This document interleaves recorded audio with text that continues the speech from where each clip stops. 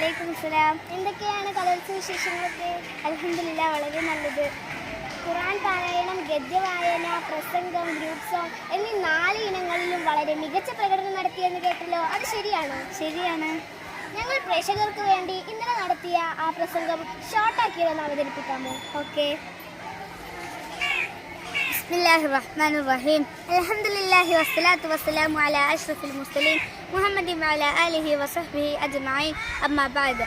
أيها المدرسون الأعزاء والمدرسات العزيزات والشخصيات البارزة والقضاة العادلين والضيوف الذين يتشرفون بحضورهم بهذا البرنامج، السلام عليكم ورحمة الله تعالى وبركاته.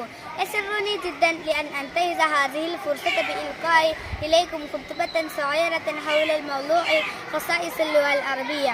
أيها الأصدقاء الكرام، إن اللغة العربية إحدى اللغات السامية وقد أصبحت